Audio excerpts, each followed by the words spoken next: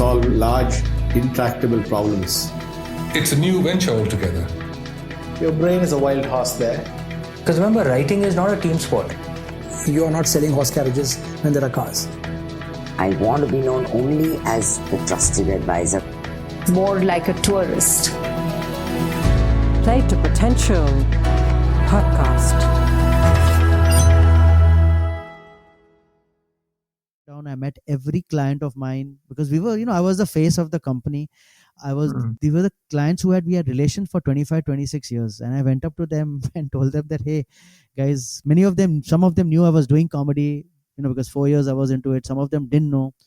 And you'll be surprised to know, 6 out of 10 CEOs I met after the meeting used to tell me, Mr. Khatri, we want to spend 2 minutes alone with you in my cabin. And so take me in the cabin, shut the door, and say, how the hell did you do it? Humko bhi nikalna yahan se. Tell me what is a mantra.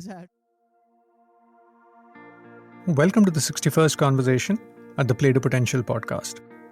I'm your host Deepak Jayaraman, and I work with leaders as an executive coach, sounding board, or as a transition advisor as they navigate the journeys. 2 questions I try and help leaders with are where to go and how to grow. I find that these 2 questions are quite parallel to the 2 questions businesses need to ask in the context of their strategy: where to play and how to win. In this podcast series, we feature conversations from leaders from different walks of life on 3 themes: leadership, transitions, and careers. Our guest this time is Atul Khatri, an accomplished stand-up comedian. Atul used to run his own tech business with his brother, and within a span of 7 years, has moved from trying out at an open mic for the first time in his life in February 2012 to recording a Netflix special in January 2019.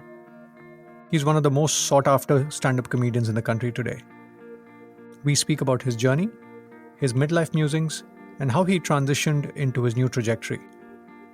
We specifically speak about how he has adapted to what life has thrown at him in the last few months.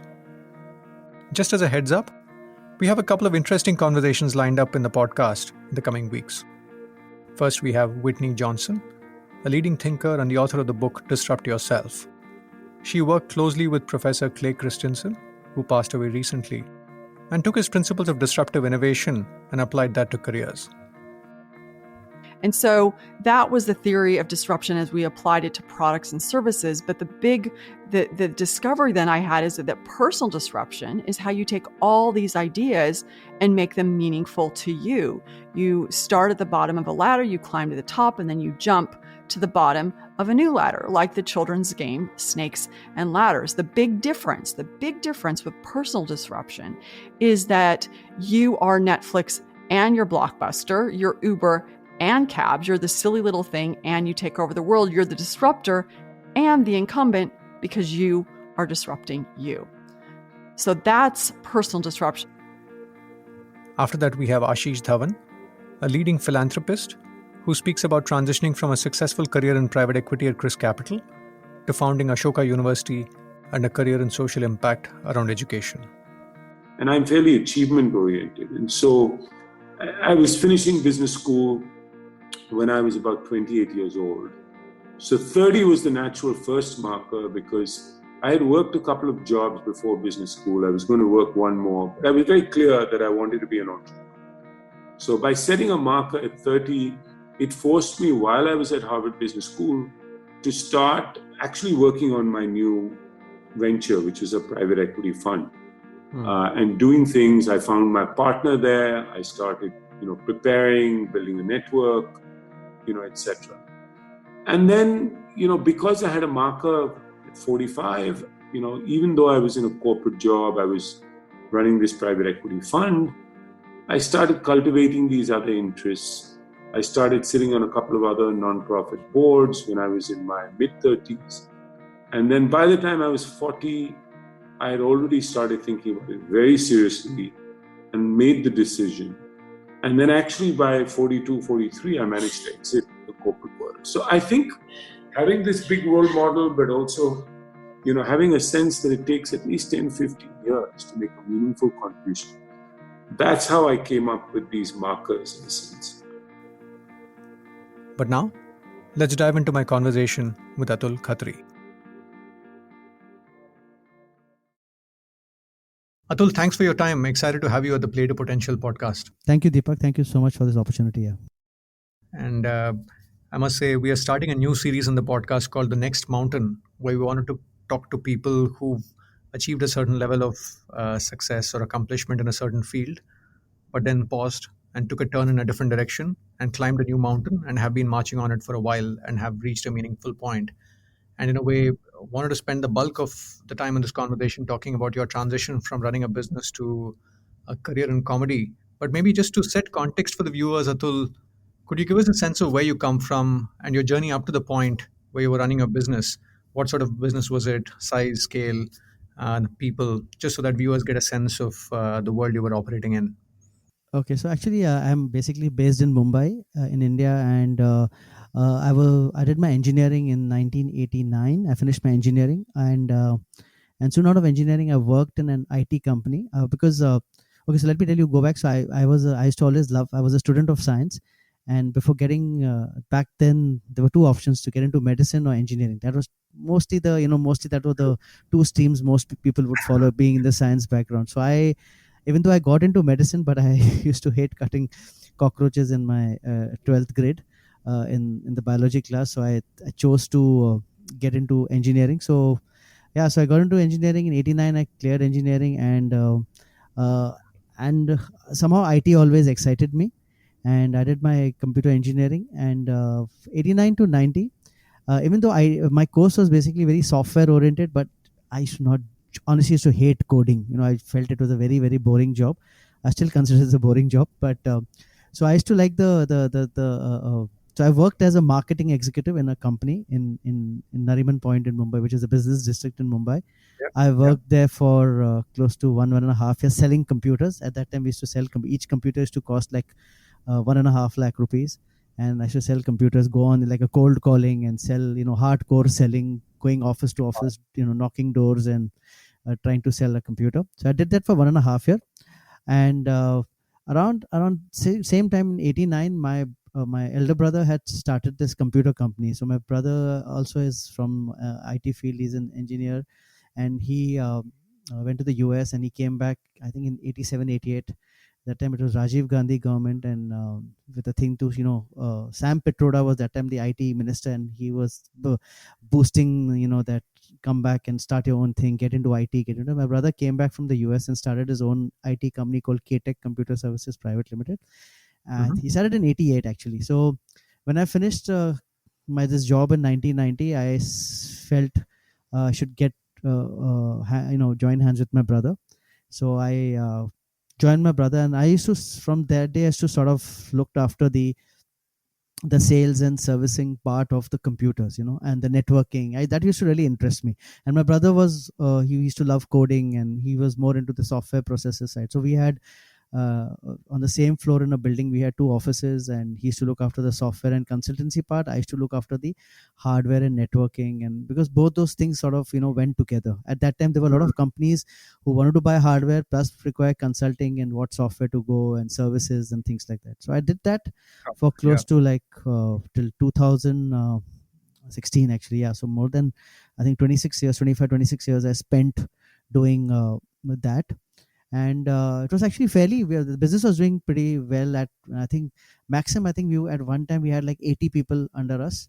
And but IT, these things keep on fluctuating how many people you have, but I think on an average we used to have close to 50-60 people, and we are doing fairly well.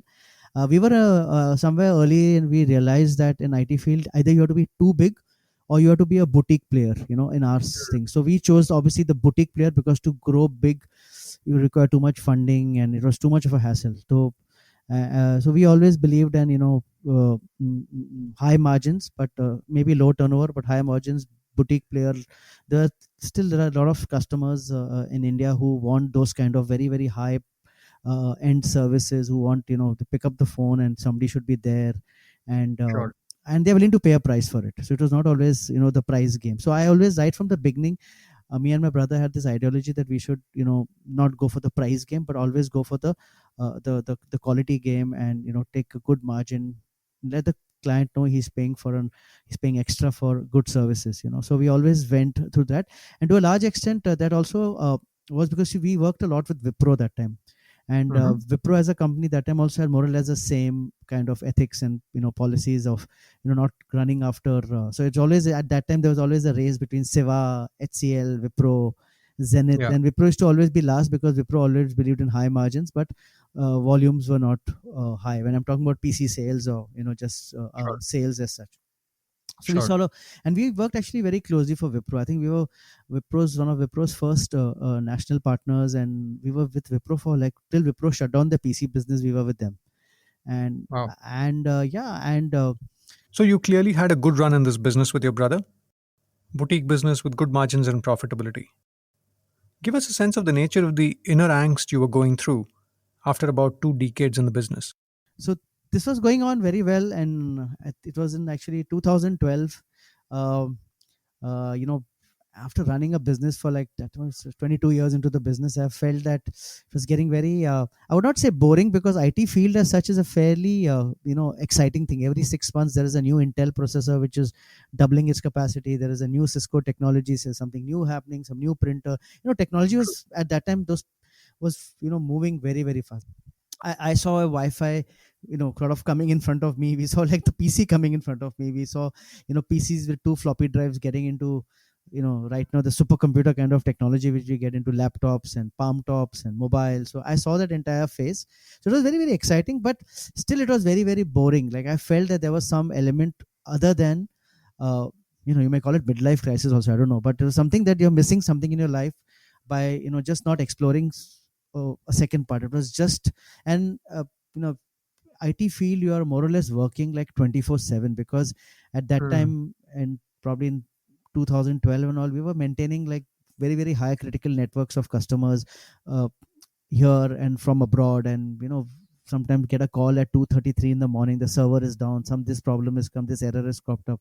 You're coordinating in the morning and sending engineers to that place.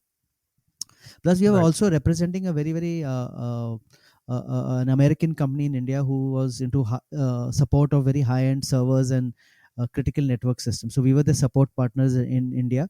So for them also we used to do a lot of high-end support work, and this means like you have to send an engineer or in like 45 minutes anywhere in Bombay, or 1 hour in Bombay, and that was really, really you get a call at 2:30, you have to wake up an engineer somewhere. One engineer is not picking me, so I'll call up the other gens. If nothing else, I have to go there personally because I'm an engineer, so I knew I was always abreast of what's happening in technology. So that 2012 I felt that, and honestly my wife also said, I can see you just burning every day, you leave home at 9:30, come home at 9 in the night, and I felt this crazy burning happening, like what am I doing? Like you're making money, you're happy, but still there's something else. So my wife said, why don't you try something different in your life? So I said, okay. So I set out a task in 2011, sort of, and mid 2011 I said, I want to be a DJ, because I used to love music. So I went for this DJing course somewhere in suburban Bombay. So that time there was no course. You had to know a DJ. A friend knew a DJ who used to teach people over the weekend. So that dude told me, at that time I was 44. He said, sir, come on Saturday at 12 o'clock to my house. I will teach you how to be a DJ, get 25,000 rupees. I'm in a corporate background, I reached at 11:45 sharp, before 15 minutes before the meeting, and outside his house 12:31, 1:32. This bugger just didn't open his door. I was calling him on his phone. He was not picking up his phone. So I said, shit, this guy's unprofessional. So I left from that place. And I think after an hour, he called me, hey, so sorry, sir. I had a gig last night. I had overslept. Please come back. I said, no, dude, you're unprofessional. I hate dealing with unprofessional people. I'm a stickler for time. So then my DJ career ended there. I said, no, I should become a bartender. That another thing I should love at home on Sundays, to mix drinks, to experiment with drinks. And I bought this cocktail set at home to, just experiment and things like that. So I said I should become a bartender. So I signed up for a bartending course next on some 2 Sundays later on. It was on Sunday at 3 o'clock, again in some bar somewhere, 3 o'clock in the afternoon in a bar somewhere, again in Mumbai. It was a conscious effort to learn something new and start something new. I always felt, I'm a marketing guy, I'm a sales guy. I always felt that I should be always in a B2C kind of a role. I hated like a B2B. I hate backend stuff. You be customer facing, So both these, even DJing and this was, you get instant gratification if in both these things. So I said, okay, let me be a bartender. So then this course was at 3 o'clock, and I'm a Sindhi, and we had a very, very heavy lunch on that Sunday. Sunday lunch used to be always very heavy, and after that, I used to always believe in that 25, 26 of corporate life. Sunday, that sleep in the afternoon for 3-4 hours in the sort of is like the battery for the entire week. So I overslept and I didn't go for that course. So my bartending career ended there only. I said, and so that was this. I was not really disappointed, but I felt, but there was something I should do more.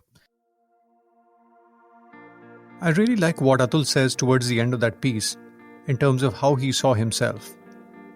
I'm going to play it again just to reiterate. I always felt I'm a marketing guy, I'm a sales guy. I always felt that I should be always in a B2C kind of a role. I hated like a B2B. I hate back-end stuff. You be customer facing, So both these, even DJing and this was, you get instant gratification if in both these things. So I said, okay, let me be a bartender. While he makes his point in a matter-of-factly way, I find that this is a profound point which several people miss out. We often see ourselves with specific labels which can be constraining. How do we abstract the key elements of what gives us energy without getting caught up in the specifics of what we've been up to is not as easy as it sounds. Here's a snippet from Nandan Nilekani. He had the opposite insight, that he was more of a B2B person than a B2C person. He speaks about this in the context of his experience as a politician, transitioning from Rajya Sabha to participating in the election to get into the Lok Sabha. I think that was one transition where I stepped too far in some sense. It was way outside my comfort zone. So after the election campaign and after that, I realized that this was not where I want to be. That I didn't have the leverage. I didn't have competitive advantage in that area. I didn't think I would be very effective. So I realized that actually my effectiveness comes from being what I'm good at, which is a technology-led transformation agent, and use my talents and abilities to solve large, intractable problems and make that available to anybody who wants to use it. So that was my shift. And then, of course, I explained to you that I was looking for something to do, and then the whole portfolio approach.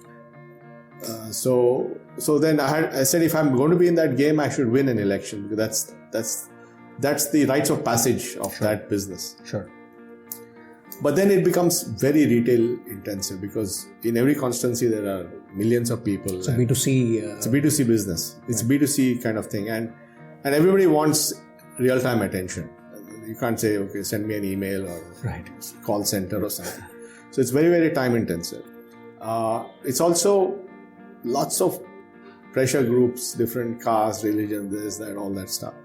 And also I was hampered by the fact that I was not a good public speaker in any Indian language. And I don't think you can be in Indian politics unless you're very good at it, being a public speaker in Hindi or Kannada or Marathi or whatever. So I didn't have leverage. So I quickly realized that I was not going to be effective in this. Having the self-awareness of who you are and the environments where you thrive in at an abstracted level, without being caught up in the specifics of what you're doing, can act as a steering wheel in helping you experiment new pathways, as in the case of Atul, or cut your losses, as in the case of Nandan, who moved away from politics after his experience there. If you find the podcast purposeful, do take a moment and rate and review on Apple Podcasts or wherever you consume this content. This small action of yours will help more people access the podcast and also help us attract high-quality guests who often look at some of these metrics to decide if it's worth their time. Now, let's get back to the conversation with Atul Khatri. Atul, you were getting a little worn down by the IT business. You then tried your hand at a couple of B2C spaces, DJing and bar-tending, that didn't quite work out for different reasons. But talk to us about where the seeds of a career in stand-up comedy were sown. Now what happened, I just go back in 2010 is when I joined Facebook. Okay. When Facebook just came in. There was Orkut. I never got onto the Orkut bandwagon fortunately. But I got straight onto the Facebook, and Facebook, gave opportunities to express your opinion through those posts or status updates or whatever you call them, and you get instant gratification from friends, from family or whoever's connected to you on Facebook. And I loved that because I used to put up some. I still do that every day. I put up some 3-4 posts every day. It's an observation on Bollywood, on politics, satire, life, family, what's happening around. I used to put up these posts on Facebook, and I used to get a lot of good feedback from there. And it was always original. I used to not put on. I used to always put very humorous kind of updates, or satire, or whatever you call it.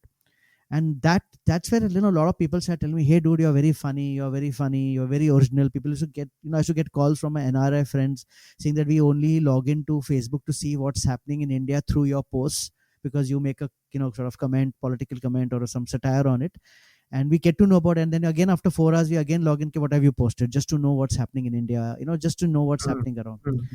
And there a lot of people say, hey, you're very funny, you're very original, why don't you try your hand at stand-up comedy? And this is 2011. At that time, you had to realize that stand-up comedy was very, very new. I didn't know. I used to see some posts happening. Comedian Veer Das, Papa CJ, they had started some things. They used to do these comedy shows. Yeah. And I never knew that what stand-up comedy was.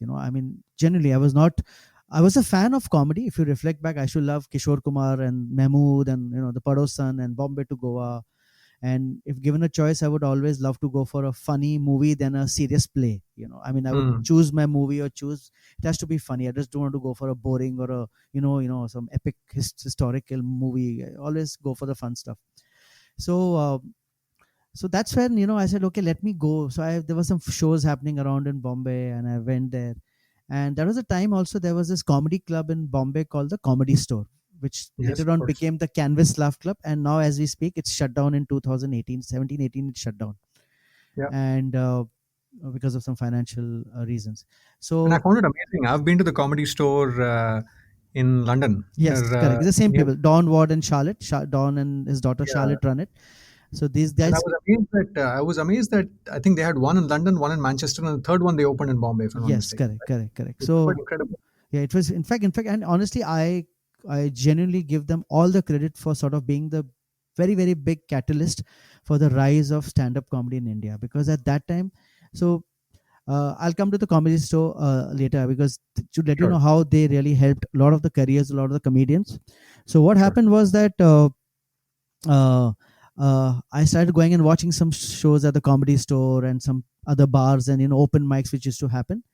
And I said, hey, I think I can give this a try. It seems this. And there was also a time there was this very popular Russell Peters video which went viral, on YouTube. That time these are times when YouTube was sort of coming, and not everybody had access to YouTube. Not only people knew what YouTube, talking about time, and I think there was 1G or 2G technology. So there was not, enough streaming and things like that, Yeah. So, so that Russell Peters video came, and I said, chalo, let me give it a try. So it was actually a New Year resolution, 1st Jan 2012 or 31st December 2011, however you look at it. I said, no, this year I have to change my life. I have to give it a shot. So I said, I'll sign up for the first comedy open mic which comes. And the first comedy open mic was on 2nd Feb 2012, after a month. And I didn't know what stand-up comedy was. Honestly, I didn't. But I wrote something, because I used to write these funny posts. I knew what satire was. I wrote a big piece. I memorized it and went and sort of did my first open mic, and it went off very well. I actually we didn't tell our children about it. My wife asked me, do you want me to come along with you? I said, yeah, please come, because I don't want to jump off the bridge if I bomb. It would be too embarrassing, at this age, 44-year-old man going and trying comedy, and the uncle coming on stage and doing, and so I said, no, please come. We didn't tell our children about it, because we just told them we are going out for dinner, because children had thought dad's gone mad, trying to do comedy at this age. And that time my elder daughter was 17, younger one was 15. So it started from that open mic, and I did very well at the open mic. I met a lot of the other comedians, said, hey, you're very original, you have a very good voice. Voice means you have an opinionated voice. So don't leave this, because a lot of people, they do it like a bucket list, can do it only once. And because genuinely this craft is so going up on stage, writing jokes, making people laugh, I think is a very, very difficult job. It sounds, looks very easy, but it's genuinely, I know the craft, so I know how difficult it is. So I went, and actually from that open mic it started. I started doing more open mics, started doing there. And for 4 years, I did from 2012 to 2016, I did both my CEO giri as well as stand-up comedy. And 2016, when I saw that, that was a time the market was booming, the stand-up comedy scene in India, because more comedy clubs were opening in different parts, and the comedians were sort of coming. We were getting a lot of corporate gigs.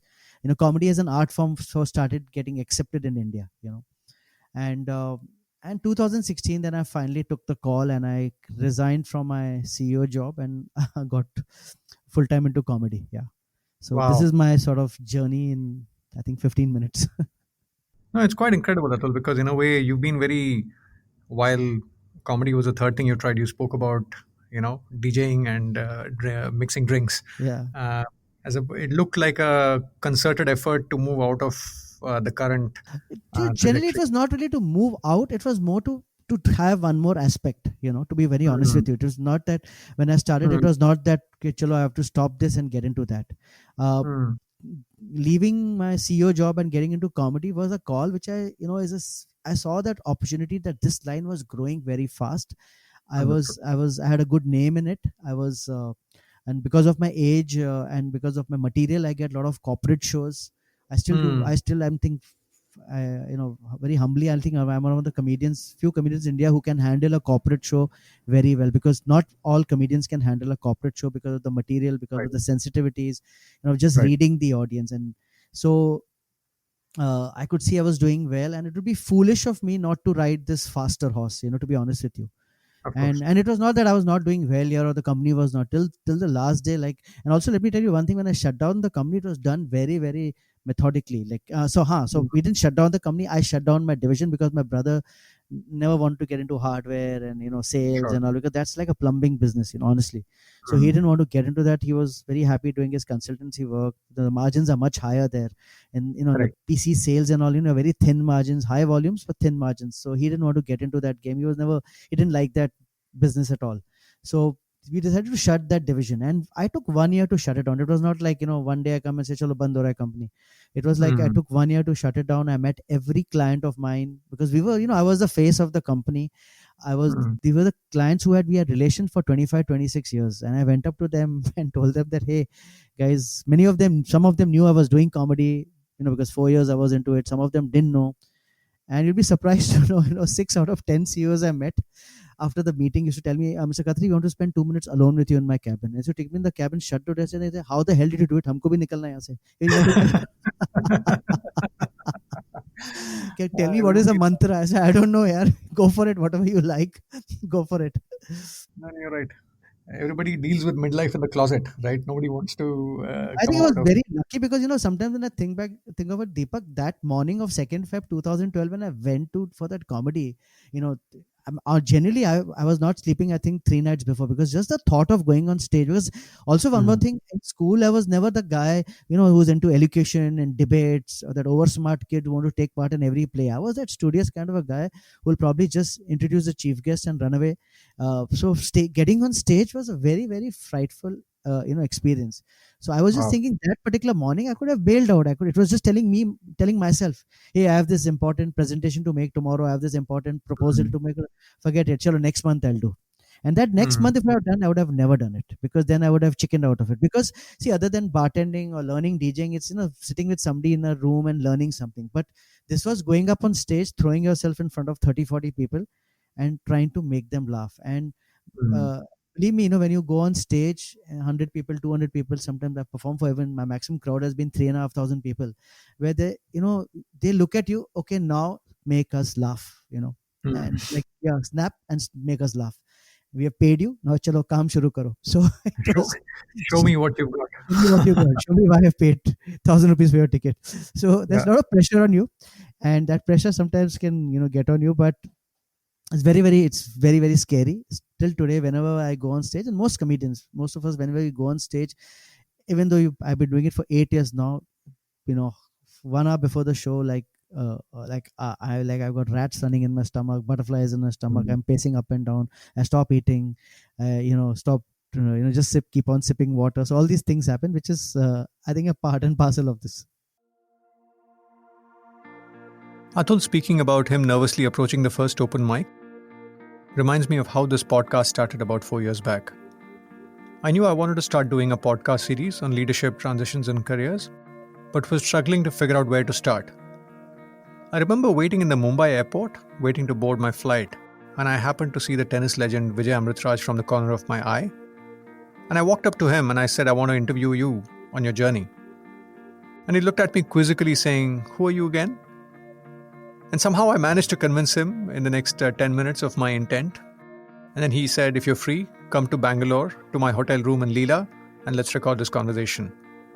So a couple of days later, I jump on a flight, go to Bangalore, meet him in his Leela hotel room, and record this conversation. And, that's how this podcast started. And sometimes I need to pinch myself on the journey, till date after about 60 conversations over the last 4 years. But like Atul says, there was a bit of I need to put myself out of my comfort zone that really kicked the ball in motion. What's interesting is that Atul says he had no prior background in public speaking or stand-up, but he felt he had the intrinsics for it. Often we constrain our world of possibilities by looking at our skills. One of the pieces to watch out for is what's the one piece of feedback that people give you that you take for granted about yourself. That's often a superpower that we are sitting on that could open up a new pathway for the future. And that pathway could be in an orthogonal plane. Now, let's get back to the conversation with Atul Khatri. And maybe just to take stock of the journey, Atul, Feb 2012, and 7 years later, Jan 2019, you were part of a Netflix special featuring 47 comedians around the world. And of course, you continue to march on. But for a minute, if you had to write a book around these 7 years, what would the different phases be in your journey in stand-up? How would you sort of categorize the different elements of these 7 years?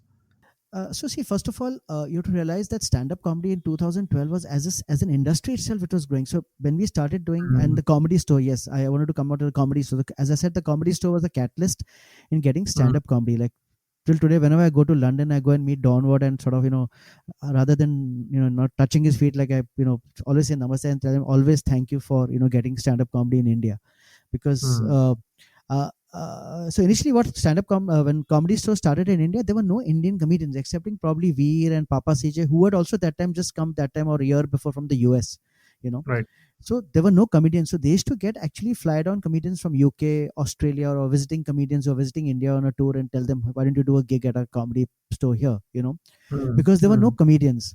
So it started with, we doing opening acts for many of these comedians from these foreign comedians used to come. And these were comedians who've been doing stand-up comedy for like 35 years, 20 years, just stand-up comedy. Because the stand-up comedy scene in the UK is like a 80 or 100-year-old art form, So I remember performing to this guy, I think his name was Simon, very, very famous comedian. And I just asked him before the show, so how many years? He said 35 years. Can you imagine the kind of experience that guy would have? I mean, Just to pause the conversation here, it turns out that Papa CJ, the individual Atul alludes to here, happened to be on the podcast many moons back.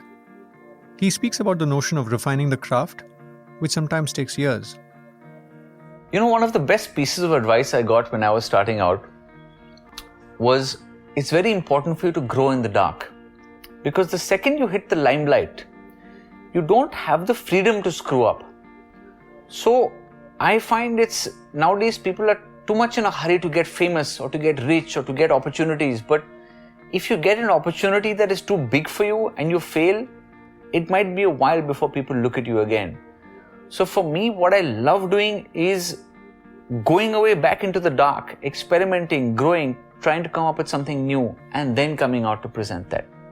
I find nowadays people are trying to learn the tricks of the trade before they learn the trade. Like Atul says, in every profession, we often have people self-proclaiming themselves as experts or conducting master classes on topics with a few months of dabbling in it and so on. But in any field, excellence possibly takes decades, if not years. Let's get back to Atul now. And so initially we started out opening for them because there were no Indian comedians. So between the foreign comedians, we used to do like a 5-minute thing. And then what happened, as soon as we started building our own material, and the Indian audiences obviously liked our material more than theirs, because they are coming from a much more advanced society. I remember once doing a show in the Comedy Store. There were like it was bought over by the Rotary Club of some South Bombay, and there were all these old uncles and aunties sitting over there, and this Brit comedian goes up and he talks about stuff which would everybody in the audience was squirming, because for them talking about sex and this and that is very, very casual. I mean, they don't even think twice about it, because that's a society. But here, even today, if you just mention the word sex in a corporate show, people start giggling, people start squirming in the seat. Even though we are the highest population in the world, I think we have more sex than anybody else anywhere in the world. But so sometimes they couldn't relate, they couldn't understand the accents, the Scottish accent or the Welsh accent. So when we started getting more and more, the Indian audiences started coming more for us than for them. And then slowly, obviously it made commercial sense to not fly in comedians from UK. And that's how we so I remembered like doing my first open mic at the Comedy Store. It was in March 2012. And I started sort of getting my own spot at the Comedy Store in October the same year. So it took me like whatever 6 months, 6 to 7 months to sort of get there. But there was a time when you were really learning the ropes, and the Comedy Store generally helped us a lot. How to respect time on stage, how to respect other artists, how to respect the audience, how to respect the staff members of a comedy club. Because see, the comedy club doesn't make money on your ticket. Sometimes they make money on the alcohol, which they sell inside. So you can't be, so there are a lot of rules of comedy in terms of. So I think first was the learning phase. Second phase was learning very, very fast, and that way I still say till this day that Indian comedians, even though we have started in the scene late, we are like probably right now a 10-year-old industry. If you look at it, 2010 is when the Comedy Store came in and the comedy scene. And now it's 2020. It's, I think, 10 years of Indian stand-up comedy scene. But as an art form, we have done extremely well in terms of learning very fast, because it's like, I remember when Nokia came in with their technology here, India adopted it very fast. Europe had a different technology, but the Nokia technology, I forget the name. I think this 2G only. Because we got it late, but we got the best. So similarly, we entered late, but we are educated people. We are smart people. Indians. We are intelligent people. So we followed the craft very fast. Learned what people like. We know how to read the room. We know how to perform internationally, and the professionalism. Yeah. And those 6 months, Atul, let's say March 2012 to October 2012. Yeah. And you had a business to run. Yeah, absolutely. And here you had you tasted, tasted blood in a way. You had a good time. People responded to you. You felt this could be I would say I tasted drugs, because honestly, going on stage making people laugh is a drug or a different level. Let me tell you. Yeah. So please go ahead. Sorry. No, I was just saying. So talk to us about what those 6 months looked and felt like in terms of your time and attention. You had a business to run. So how did you? I'm curious about how, in a way, how do you water a new plant when you're sitting under a tree, right? So it was actually not even 6 months, I would say, because from 2012 to 2016, I did both my job as well as this. But yes, the initial 6 months were very, very exciting, because I'm telling you, the first open mic I did, the laughter which you get and the claps which you get, you don't get sleep for sometimes 3 days. Those resonate in your ears. I'm genuinely telling you, and so I suddenly from that first open mic, it became damn energetic. I used to probably wake up earlier, do my job even more better at my IT job, because I knew in the evening I had to go for a gig or attend a gig, because I started liking this. Now I started knowing which are the other open mics happening, where comedy shows are happening. Other comedians started knowing me. They used to say, hey, I have a gig in Bandra next Thursday. Do you want to come and do 10 minutes? I said, yeah, sure, man. Thank you so much for the opportunity. Then that next gig, you're preparing for it. And, obviously not during your work time, But when you're driving to work, when you're coming back from work, or when you're exercising, or you're going to the gym, when you're going on a treadmill, that 45 minutes to 1 hour what you get, I used my walking time or my jogging time a lot for my thoughts, or my cycling. I used to go for cycling also a lot. So it's a different kind of a drug altogether. And so that really kept me going. Just the excitement of going again on stage, maybe bombing, maybe not doing well, coming back again. So that really kept me this. And I, as I said, right from the beginning, thanks to also, again, I'm saying to Wipro, and now again why I'm going to Wipro is because at that time Wipro in 2010 started this Six Sigma quality project. It was a Motorola driven quality. I'm sure you and some of the, so it's like, I think finding 6 defects, or I think 3.67 defects in every 1 million operations. That Six Sigma. Yeah, it's a Japanese thing. Motorola, I think Motorola or some Japanese. Motorola started it, and then G also popularized it with Six Sigma. Yeah, but I think now they've said it's a failed concept. It doesn't work any longer. I don't know, whatever. So I used to take part in a lot of Six Sigma projects, and one of the projects which I took on was on time also, like how quickly you respond to mails, how quickly you respond to a inquiry for So you do a lot of these projects, and as channel partners of Wipro, we were also told to take projects. Because we were in more or less the extended arm of Wipro. And so for me, time was always very, very, and like till today, I like every meeting of mine, everything. I think time is the biggest resource, is the most expensive resource we have. We should not waste it. So like I really look down on people who don't come, who come late on the appointments, or who don't call up. I'll call you back in 15 minutes. They never call you back. I judge them, I'm telling you.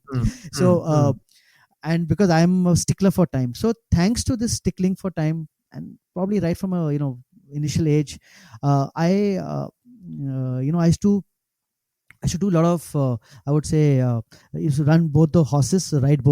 So like I remember initially I used to get gigs like in Delhi, for example. Initially when you're starting out, you get a corporate gig in Delhi on a Friday. But hey, I have a job to have. I run the company. How can I leave on a Friday morning? So I remember I should take the 4 o'clock flight out of Bombay to Delhi, reach Delhi at 6:30, and then rush to the show. Then wake up early morning next day at 5:30, take the early morning flight from Delhi back to Bombay, straight into office, and work there whole day. And again in the evening, probably go for some other gig in Bombay. I remember, those are the days where I should not see my children for like 4-5 days altogether. Because by the time you come back late, they're already sleeping because they have school or college the next day. So yeah. Sure. So all these things used to. So I think time really helped me. I used to really manage time well, and when you look at it, honestly, even in comedy, when you look at it, time is very, very important. As I said earlier, that so people who don't know stand-up comedy, when you go to watch a comedy show, there are 3 artists. Each of us is given a time. Okay, you got 30 minutes on stage. Now, believe me, if you go from 30 to 31st minute also, if you overrun your time by 1 minute also, a professional comedy club can, will reprimand you, will scold you, that why the hell did you go for 1 minute extra? He said, dude, they were enjoying. 1 minute doesn't make it. No, dude, 1 minute makes a difference, because your 1 minute, somebody else has a 2 minutes. It's a 10-minute extension to a show. People have plans. They have come with a plan. The show must start on time, must end on time. It's not about you. It's about the entire show. So that, so time is very, very crucial in comedy, which unfortunately, some of the junior comedians still today don't appreciate or don't understand the value of that. So I think time played an important role. So the 6 minutes, that's the earliest, coming back to your question, the first 6 months from April to, I would say, October, was a lot of excitement. It's like a new baby, and you're so excited. It's a new car you have bought. You want to drive it every day. Sorry. So it was that kind of drugs or nasha, what you call it. Waking up, writing new material, going and performing, seeing it's not working. It's a different life I saw, because 25 years, you have your own set of ecosystem, your orbit, as you call it, your orbit of your suppliers, your vendors, your Wipro, your principal, your chartered accountant, income tax, your employees, that's the thing. Now I was getting into a different orbit or different ecosystem, where there are comedians, there are comedy club owners, there is an audience who's paying you, there is there are the light man, the sound guy, those suddenly become very important to you than anybody else. So that was and also you have to realize that most of the comedians, even today, the average age, I think, of the stand-up comedians in India must be, I think, 24, 25. They were half my, and that time though they were even younger. So I should work with comedians sometimes as old as my children age, like so hanging around with them, going for dinner after a show with them. And the night before, I have this joke which I said, the one night before I'm having dinner with my 40 plus CEO friends, and when the bill comes, we're having a fight. Take my card, let me pay. We're all throwing a credit card inside. Next day I'm having dinner with all these young comedians, and the bill comes, we have a different kind of a fight. No sir, I don't need 2 rotis, this is my 60 rupees. I had 1 scoop of dal, this is my 10 rupees. So I won't pay GST. Why should I pay GST? Why should I pay service charge? So all these things used to happen. It was a very funny riding boat, thing. But I'm so glad, it gave me a new life. I started, my wife started feeling I'm becoming more a happier person, because I used to wake up with a lot of excitement, so yeah. I'm also curious what the bad days look like, Atul. And if you, I'm sure you had your moments. Talk to us about maybe the bad days that you had to battle through in those, stand-up comedy. Yeah, in those 6 months and beyond. I mean, I'm sure you had your high, of course. of being great on stage, but in any new endeavor, I find that there's no new path without obstacles, right? So I'm curious about what those look like in your path. So first of all, one of the biggest obstacle was this constant, thought process. I mean, thought behind me that I should not, because I was for 4 years I was riding 2 horses. I should feel, none of the horse should complain. It's not, my office should never complain, hey dude, you're not, because I had other directors also. They should not complain that, hey, you're not spending enough time on this. Right. Business is suffering because of your passion. Or my passion saying, because sometimes you have a meeting, because most of the other comedians that time were all, all young kids, half of them, they dropouts, or they're having, or they've got full time into comedy. Like a lot of the comedians that time, they stopped their education, they stopped their job and got full time into comedy. And there was an option to me, and they would say, hey, we're having a meeting with a new show we are writing, would you be a part of it? I said, yeah dude, I'm willing to be a part of it.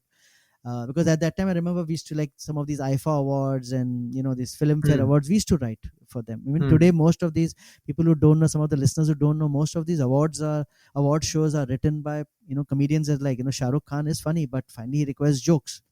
Sure. So we write, most of the comedians write. Even I think this year or last year's IFA awards were written by some fellow comedians of. So I've also helped in the writing process of some of these. So when you have and they would say, hey dude, we are meeting at 1:00 in this coffee shop on a Wednesday afternoon, and I said, hey shit, I can't leave that because I have a meeting. So they should not complain, hey, you've taken this writing project, but you're not contributing, you're not coming for the meeting. And also they should not go, hey dude, he's working in a company, he's a CEO of a company, how the hell will he come, let's not take him. So I didn't want both to suffer. So that was initially the challenging part, to be honest with you.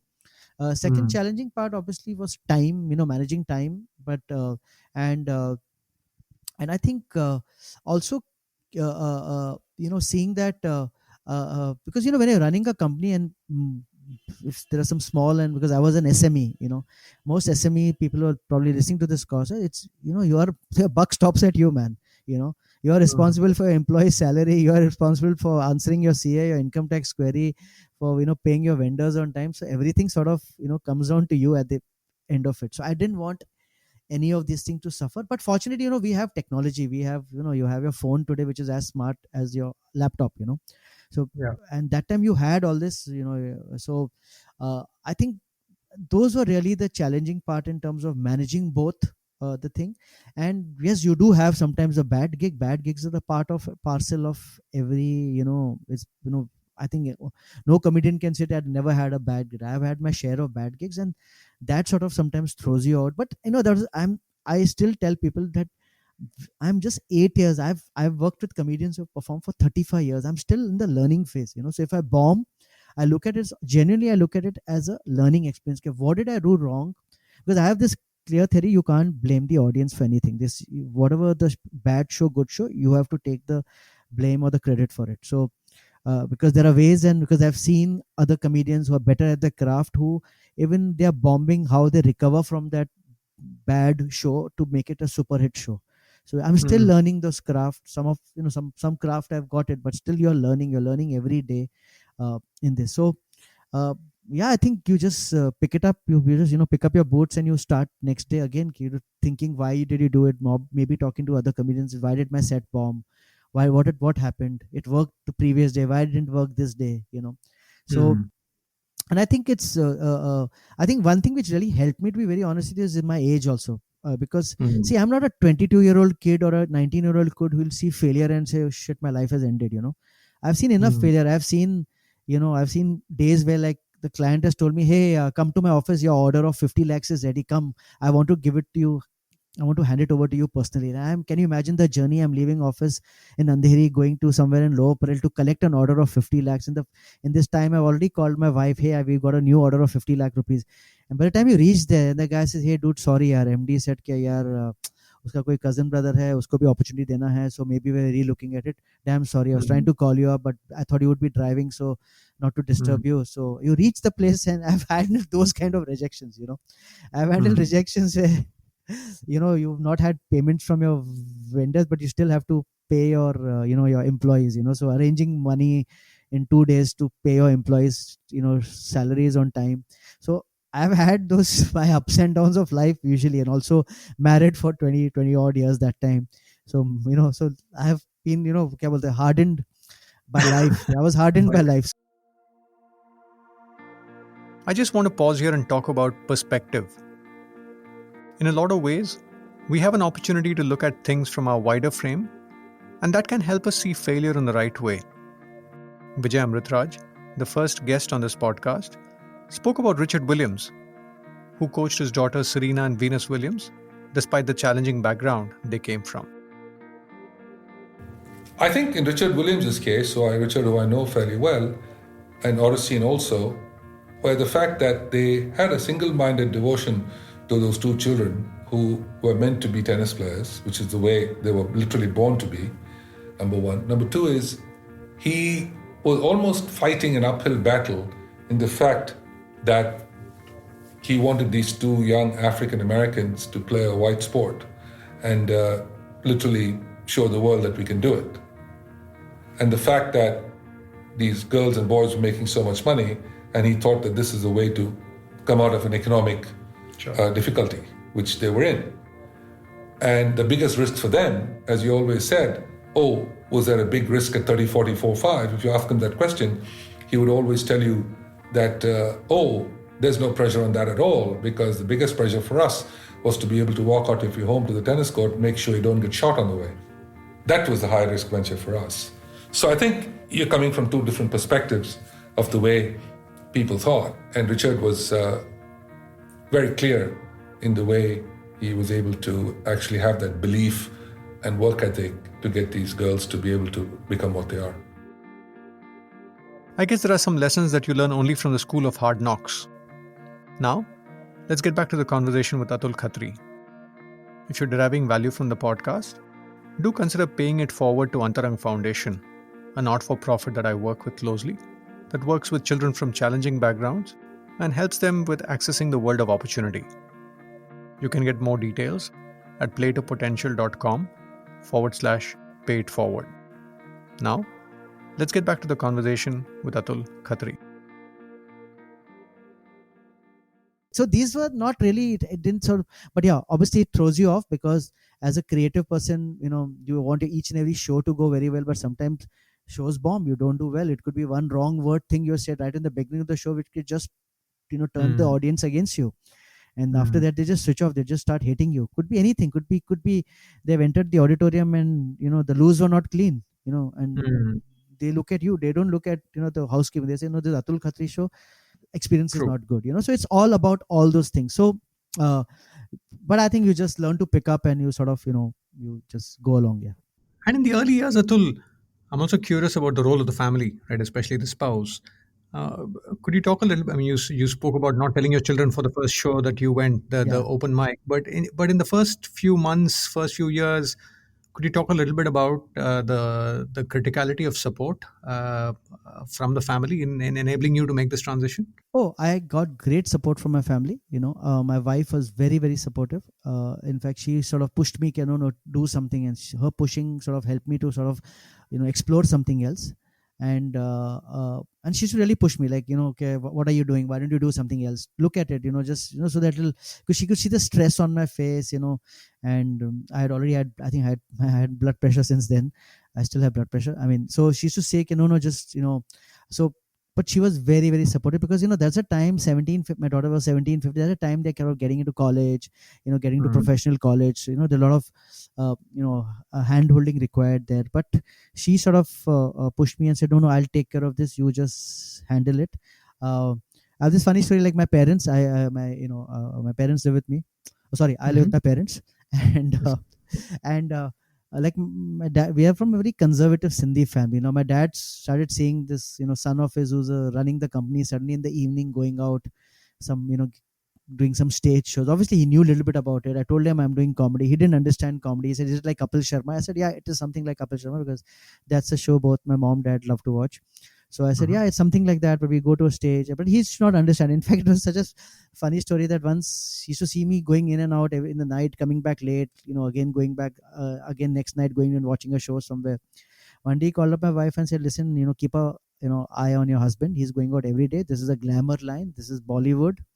He could go astray. So keep an eye and collar on your husband. And we laughed about it, me and my wife. But I got a lot of support from them, and genuinely I even got a lot of support from my office also. Like, because I know there are a lot of comedians out there who have dropped their stand-up comedy career in the initial stage only because their office didn't allow it. They had a idiot boss who knew that the guy is going out for a show. He's already told him at 7:30 he's leaving, and at 7 o'clock, hey dude, we have a con call at 7:30. He's saying, sir, but I told you, but dude, this con call is, you decide you want to do for your comedy, you want to do this con call. And a lot of these cases were there. And I know I met these comedians in my past where they forego comedy to pursue their professional career, and they said, don't worry, sir, your example is there, we'll also do it when we are 44. I feel a lot of us abandon our dreams because of the constraints in our current organization. But I realize that the smart ones do a good job of problem solving this two-horse problem and selling the solution internally to strike the sweet spot of cash generation and possibility creation. Here's what Papa CJ had to say when he found himself at the crossroads of a career transition as a management consultant in the UK after an MBA from Oxford. And this was the year 2000. So a lot of people were losing jobs, but purely because I was good with people, I kept getting employed in different parts of the company. Then eventually I figured out a way to get a sabbatical on 35% pay. In fact, I went to my boss and I said, listen, I want to take a year off. And he said, no, you can't take a year off. So I spoke to an HR partner who was a friend of mine. I figured out a deal where you could get 1 year off on 35% pay. Went to my boss, sold him the idea, and both of us left the company on a sabbatical. Fascinating. Now that was the year when I tried lots of things. I set up some schools for underprivileged kids. I learned how to fly paragliders. I trekked up to Mount Everest base camp. And that's when I went to the Edinburgh Festival and I saw stand-up comedy for the first time. And I just thought, this is amazing. I mean, here's a guy on stage talking rubbish. He's got a drink in one hand, a microphone in the other hand, and he's just having fun, and that's his job. And I thought to myself, you know what, I'm going to try this. So 3 months later, I got up on stage, did 250 shows in my first 10 months, and didn't look back. I guess the key is not to fall victim of the organizational constraints, but to construct a pathway that works for you and for the organization. When I left Egon Zehnder to start my own practice about 4.5 years back, I was initially going to do an abrupt exit. But one of my friends said, why don't you figure out a 6 to 12 month runway where you can be of value to the company and water your plant a little bit on the other side.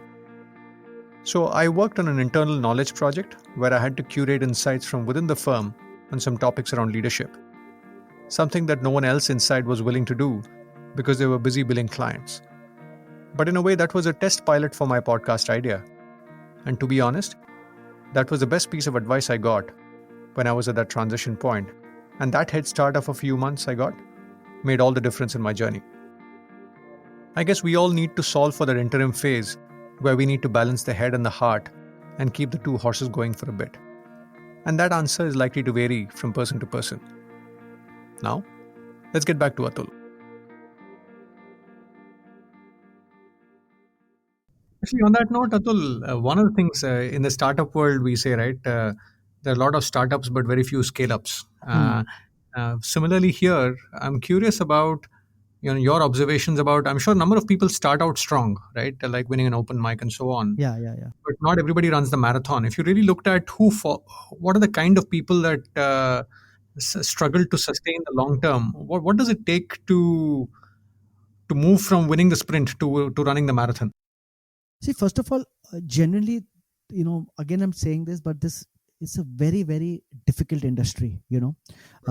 Writing jokes, and today what has happened, thanks to WhatsApp and internet and this plethora of social media since last, I think, 4-5 years. Like today, any incident happens within half an hour, you get 200 jokes and memes on it. Okay. Correct.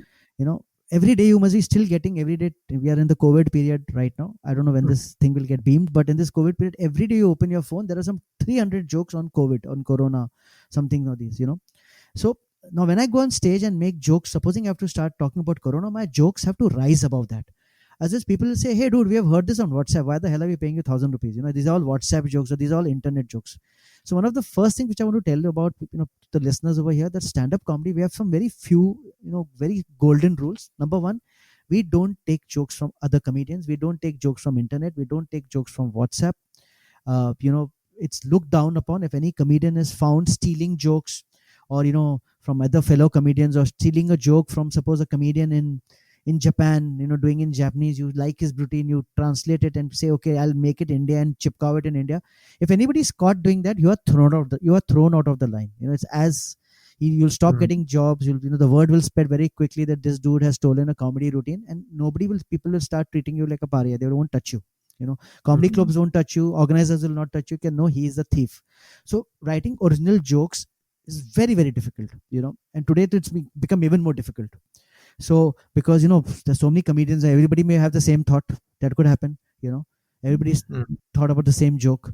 So like that, it's become very difficult. So I think writing jokes is extremely difficult, and I think that really is the most challenging part of this job. So, and it's a rigorous thing. You write jokes, go for an open mic, try it out, because that's the only way you can try it out. Your wife may like it, your children may like it, but the audience may not like it. You may like it, but the audience.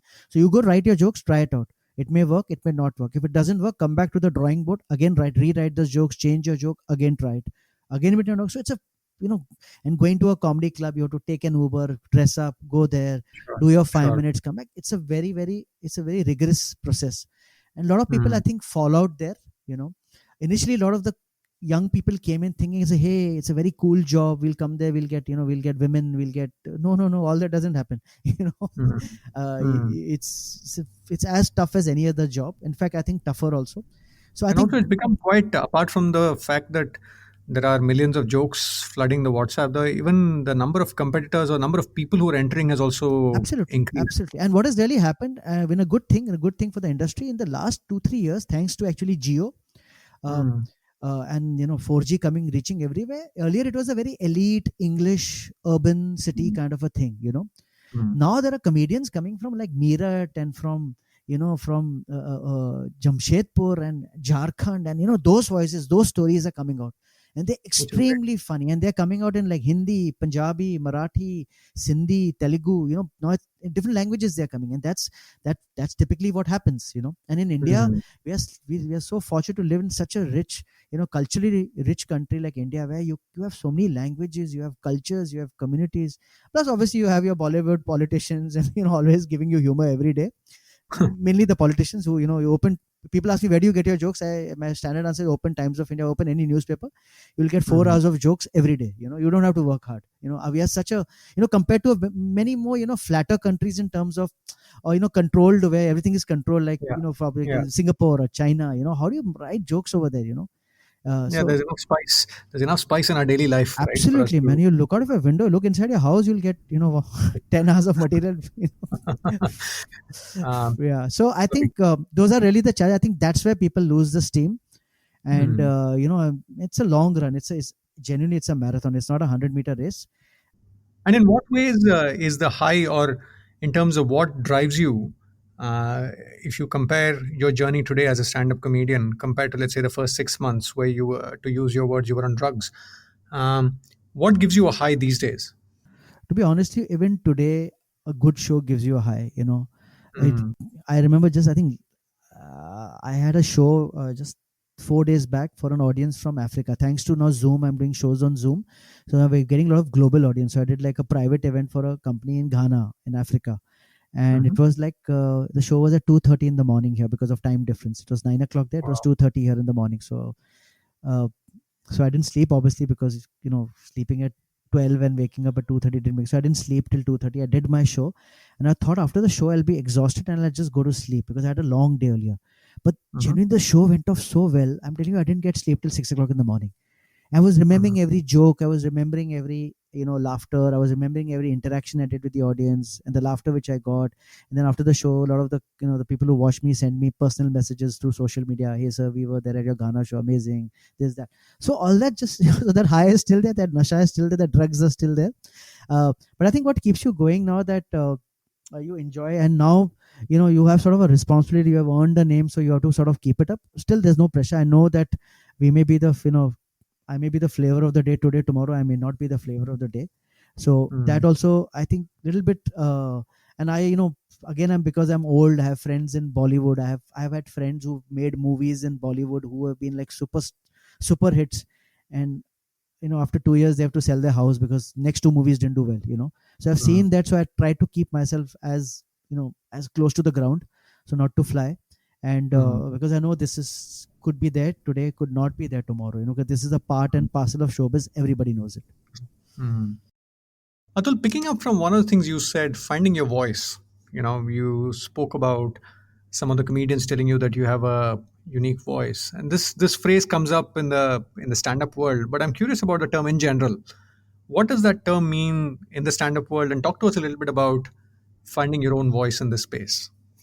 So obviously the stand-up first of all means that you're standing up for for an opinion, for a views. Standing up for maybe for a cause. I think that stand-up comes more from that, number one. And what has happened, I think, in the last few years all over the world, comedians are making better sense than most of the politicians. Because honestly, because we have a voice, we have a platform, and because any country, like today in India, politics is a very, very big thing. Today I think in terms of a topic, and especially since 2014, but it has become the the talk of the town. I mean, you can't get on stage without making some political reference, at least.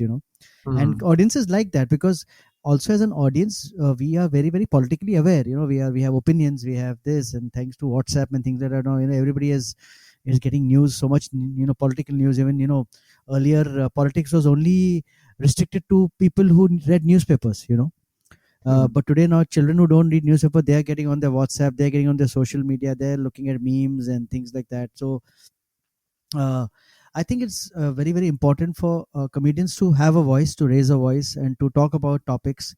Their opinion. It's their opinion. Obviously, it's not the final word. It's it's their opinion against your opinion, but their opinion on what they feel. And I think that is very, very important, because you'll see comedians around the world, especially in the US, in the UK, and even in India. I always say that and now I'm getting slightly political here, but in the absence of a clear majority, it becomes a responsibility of everybody, the media, poets, authors, comedians, and even people, as a society, should question everything. You should not just take it as it comes. At least question it, because otherwise somebody will have a free run, and you don't want somebody to have a free run under sea and take your country for a ride, because we all know what politicians do. It's not that everybody is good or everybody is bad. So I think it becomes very, very important for comedians also to have an opinion on whatever subject they are comfortable talking about. It's not that you have to talk about politics, you have to talk about Bollywood. Like I don't do some of the jokes because I don't relate to it. For example, I mean, I'm not, I may not like those jokes. I mean, it's my own individual thing. So but yeah, I think it's important for comedians to have a voice, for sure. And I guess I'm also linking it back to the point you made earlier, where you said the average age of the industry in terms of performers is probably, people are probably 15, 20 years younger to you. Yeah. So did that mean that you had to be a little more thoughtful about who your target segment is, or is that something that evolved naturally depending on the material you had? That actually evolved actually. So honestly, whenever you write jokes, and that I think for many comedians, like if you um, you have to write what you find funny, what you find comfortable, what you have an opinion on. You just can't write because the audiences are liking it. For example, last as a 2 years, the biggest rise in comedy in terms of in terms of volume, in terms of money, has been Hindi stand-up comedy. Same kind of genre of like satire comedy, but done in Hindi, because of Geo and now. And I know there were sort of comedians initially who used to do in English, but now have switched purposely to Hindi because they feel they can ride on that. But it doesn't come naturally to it, because if you're not from, if you're at home, you're speaking English. If you're your parents speak English to you, speak to your children in English, and suddenly you switch to a different character and start doing Hindi, and you don't know half the words, you don't know half their meanings, and you start doing Hindi comedy just because it's the trend. That's ridiculous. So you have to find your voice in terms of what suits you, what suits your personality, what suits your age. Not really age. It's not that I'm not saying that a 19-year-old guy cannot, or a 24-year-old guy can't talk about politics. No, nothing like that. Today's kids are so smart, and we have a lot of these young comedians who have great political opinions, and jokes on it. So I think finally it's a question of finding your voice, finding what your comfort level is. And also I think I always tell a lot of the younger comedians, don't go for what the audience likes. Go for what you like, what your voice is, and that's audience will automatically, you will find your audience. You'll find your niche audience, your people who like you. And as far as me, I don't really say okay, this I should write because I should get a younger audience. But for some reason I have a lot of young audience. I think 70% of my audience is below the age of 24 or 25. The reason is, I don't know, I think they look at, this is how my dad should be, because I used to get this, you're so cool, we want my dad to be like you. So that's where that came in, because the kind of topics which I talk about are fairly, I would say cool, as what these young kids call it. So, and what happens when I'm dealing with joke, the kids are listening to it from a parent's perspective, and when I, from their perspective, when I deliver a joke, the parents are sort of interpreting it from their perspective. So sometimes it works both ways. This notion of finding your voice is quite a profound point that Atul makes, that shows up in different ways in the context of what we do in our life and the products and services that we offer to the people around us. Here's another take on the same topic from Amish Tripathi, who transitioned from the world of financial services after a degree in IMC to becoming a writer. When I asked him about how he thought about tailoring his writing to his audiences, this is what he said. Yeah, it was just for me. I wasn't really... Look, I was a banker, man. I mean, no one wants to listen to bankers, let's be honest. And a banker, going with a philosophical thesis on what is evil, they'll say, yeah, you bankers are evil. I was just writing for myself and for my family, that's it. And this was in addition to your day job as a banker? In addition to my day job. And of course, slowly that thesis got converted into an action-adventure book.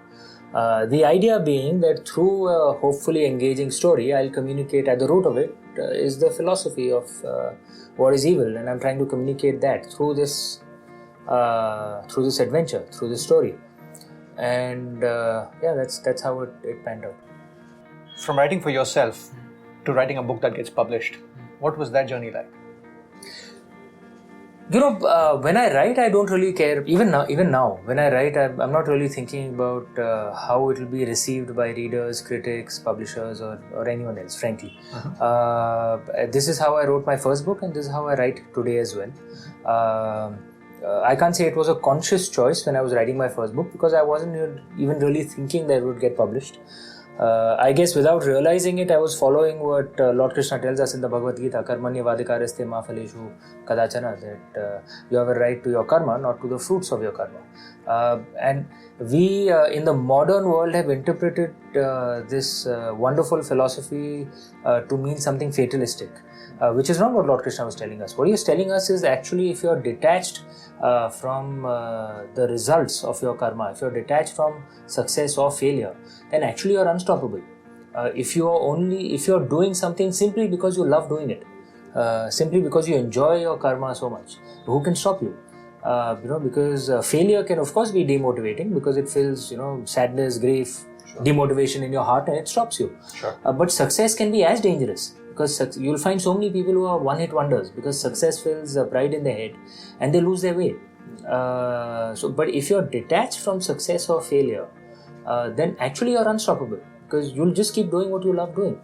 And I'm not saying I'm this great philosopher and I consciously figured this out. It's just that I loved doing anything with my book so much that I genuinely didn't care whether it succeeded or not. I wasn't really thinking whether it get published or not. I just loved doing anything associated with my books. The other perspective about being authentic is from Sudhir Sitapati, the author of The CEO Factory. He talks about how brands have to stay authentic to what they stand for.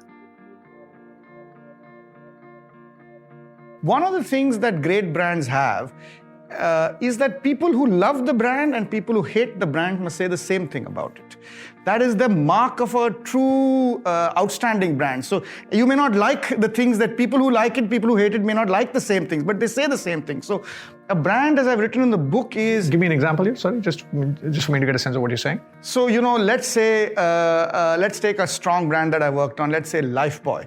People who love it will say it's got the strong smell, which is really sort of disinfectant, and I love it. It makes me feel really clean and hygienic. And guys who hate it will say it's the strong smell and it's disinfectant, and I really feel like I'm in a hospital. They'll align on the attribute. They will align on the attribute. So they will say the same things about it, but they may like it or they may not like it, right? So that's the characteristic of really, really powerful. It's a good way to judge brands, and I suspect that's the same about personal brands as well. You cannot be different things to different people. That's the principle of branding. You have to be the same thing to everybody, whether they like you or not. And therefore, you got to choose those few attributes or those few associations you want to own. Close your eyes, whether it's a personal brand or a real brand, you'll be able to identify people in 3-4 words. Then they're strong brands. They have to be authentic. They have to be true also to their, one of the things I do a lot when I do brand work, DJ, is we do something called brand archaeology, which is go into the deep history, and many of our brands are very old, the deep history of the brand, the founder, and what was the vision with which it was founded, and what was that sort of birthing qualities of the brand. Because they tend to be the true qualities of a brand that, 70, 80, 100 years later, and you've got to kind of rediscover it. And I think that's the truth about personal brands. I'm not an expert, as I tell you, but as I'm talking about it, I guess you've just got to go within. You can't game it and say, what will that person like and what will this person like and how can I be? You got to understand what it is that you are. And whatever it is that you are, if you are true to it, people ends up liking you. I mean, so, I think that, and that's true about brands. The sharper they are, you'll always have people respecting. I like the point Sudhir makes about studying the brand archaeology and staying true to it. In the work I do, I find it helpful to understand an individual through their journey and understand their archaeology. Just like Sudhir talks about the birthing qualities of the brand, I find that staying true to our past and our history can often provide us a useful perspective in the way we make choices.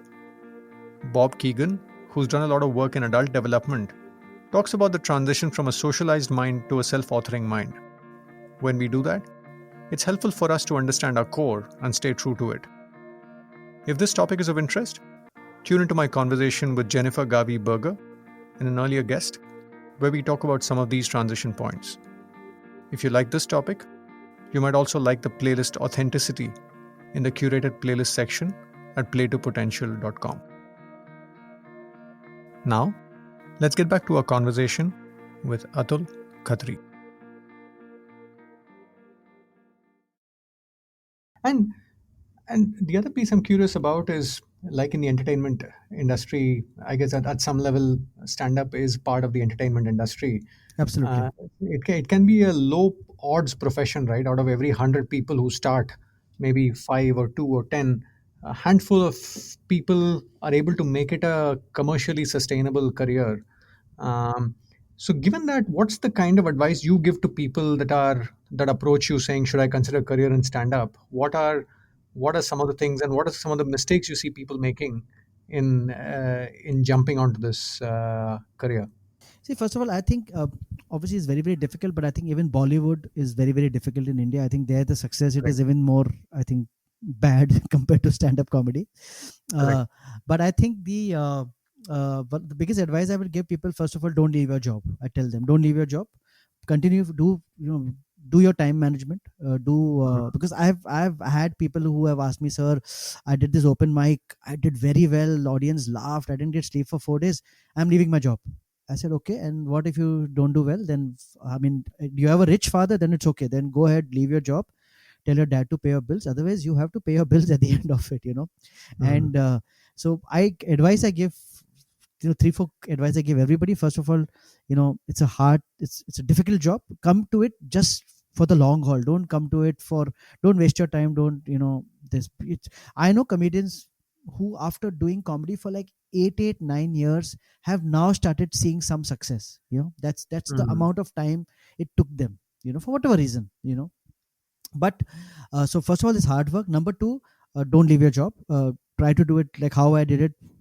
At one time when you see that you're making as much money or more money in comedy, and you have a support system back. Like, I'll be very honest with you, when I got into comedy, I had this long discussion with my wife. Hey, I feel that there is a thing where I should get into full time. I can see the market potential, and I can see that I'm doing well, I'm getting shows. If I spend more time, I'll get more shows, I can write more, I can perform more.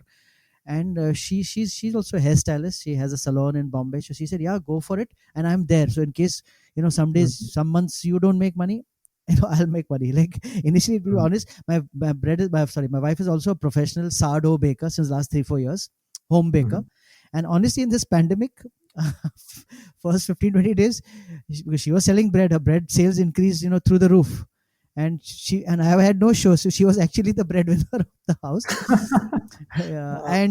So we are each supporting each other, and I think that support system is very, very important before you take this leap of faith and say, chalo, it's a creative thing, I'll find my thing. Unless you're willing to share a room with 4 guys in a room and not eat 3 times, because this, honestly, like now in this pandemic, I know many comedians, forget comedians, across Bollywood, a lot of artists, technicians and all, who have probably have difficulty finding 2 meals a day, maybe, because of suddenly the income just plugged, just the tap just stopped. It just went away. And back to 2016, Atul, the moment where you decided, you said it was a 1-year process, so maybe it was sometime in 2015. What was the trigger for you to say, okay, I'm shutting down the hardware business and moving to comedy full time? Was it that commercially it became as lucrative or more lucrative, or was there any other trigger at which you took a final call? No, I think it was, I was enjoying it much better. My wife felt I was a much more happier person. I suddenly became a more positive person, I would say. I was really enjoying this process, because it's new for me. It was like, I'm starting a new life, to be honest with you. Rather than dealing with vendors and principals. Now I'm dealing with comedy clubs, I'm dealing with comedians. It's a cool job. It is a cool job, sitting with 4-5 comedians writing jokes for maybe a film award show, maybe writing new jokes for a new show you're writing.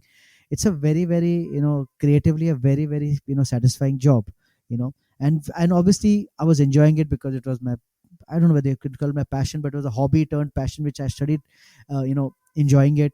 And so I think that really kept me going in 2016. And I think economic also was the reason. I was doing well in it, and I could, here I want to talk about something else. It's I don't know if it's right time to get it, but see, I'm a Sindhi, and we are, and this is what I've learned. I've been reading books on our Sindhi culture, and I'm a very, very proud Sindhi. And one of the things about Sindhis is we don't we look at opportunities, new opportunities, and jump into it as soon as you got to get sort of the to get the advantage, or to sort of once you smell an opportunity, we like to get into it.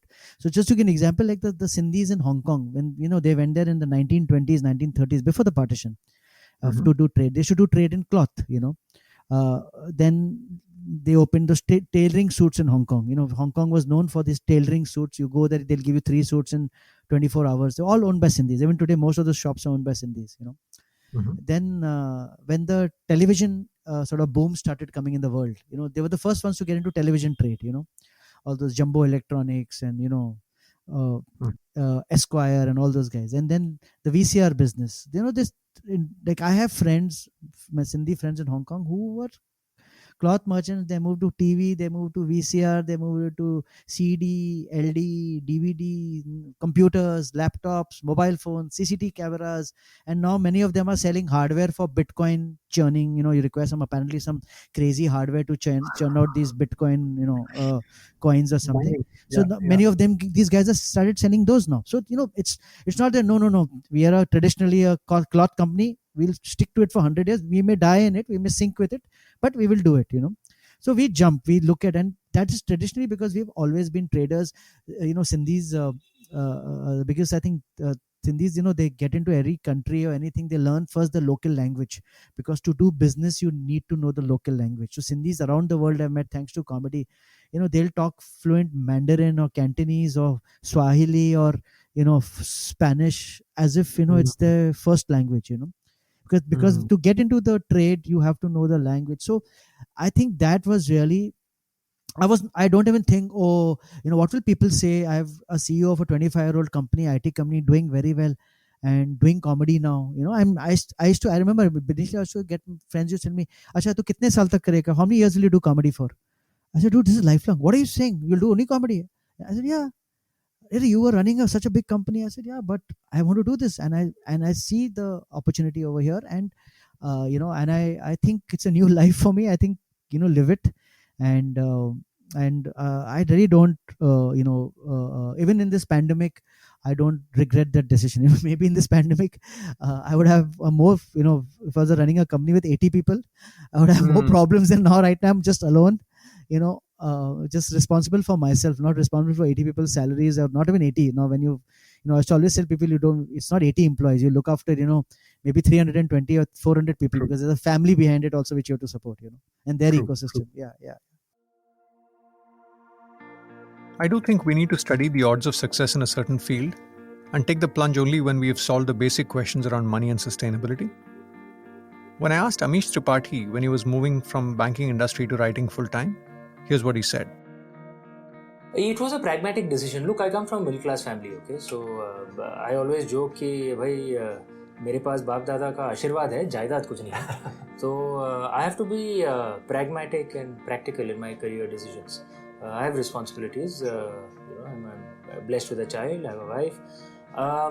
So I resigned only after my second book, when my royalty check became greater than my salary check. Especially in a creative pursuit, if you have other concerns playing in your head, I feel it will fundamentally come in the way of you unlocking your creative potential and might set you off on a negative spiral. It's good to have solved for the commercial issues, or at least have a stop-loss point in your head before you take the plunge. The other time, this urge to follow your passion often comes up much earlier, and often we are at the mercy of our parents at this phase of life. Celebrated photographer and producer Atul Khatri speaks about how he was pursuing a chemical engineering degree at UDCT, a reputed college in Mumbai, but really wanted to pursue photography. He speaks about his father's approach to the situation. So in the first year I realized कि यार ये मैं नहीं कर सकता, this I really should not do. And the process of speaking to, I'm giving you this little build up because then it becomes relevant to where my parents were in the context of this. Sure. So I realized that so I spoke to a couple of people. One of them was Prahlad Kakkar. Right. And he said a very interesting thing. He said, 95% of humanity goes to work every day, and 5%, I'm sure he made that number up in his head, but it seems very accurate. Right. Yeah, and he said, 5% makes a living at what it enjoys. And how did you get to him, out of curiosity? I don't recall exactly. I think it was the former head of Air India was a family friend, and he worked, he headed the advertising of it, and and then he said, why don't you meet this filmmaker? So understood. So Prahlad said, you just ask yourself, what is it that nobody needs to tell you to do? And if you're doing that to make a living, then you're never really working. And there's no concept of, you're never getting up on a Monday morning and going to work. Weekend comes, ho hum, big deal. The rest of my week was also fun, So you can if you're going to work, I figure you can work 4, 6, 8, 10 hours a day, Beyond that, the motivation has to be a passion. Otherwise, it'll be work very soon. Yeah. So I said, okay, nobody needs to tell me to take pictures. And I shot, it was a very serious hobby, and I took some rubbish photos of, dogs and cats and horses and sunsets and my sister or whatever, but I enjoyed that, so I figured. And so when I started talking to my parents, then we met a couple of people. I met Gautam, which is a very interesting story as to how I met Gautam Rajadhyaksha. But when I spoke to my parents, they were freaking out because, and you can't blame them because, from the background, my dad is the eldest of 5 brothers, and he has a master's in mathematics. The second one is architect, the third's a doctor, the fourth's a chemical engineer, and the fifth one is a chartered accountant. What would be called respectable professions in the in the context of then, and so they were like, you want to be a photographer, great, but what are you going to do for a living, that kind of thing. But what was interesting was that I wasn't someone who was flippant, and I captained my school in cricket, in the debates. I represented Maharashtra State at the Republic Day Parade in the NCC. I was school captain.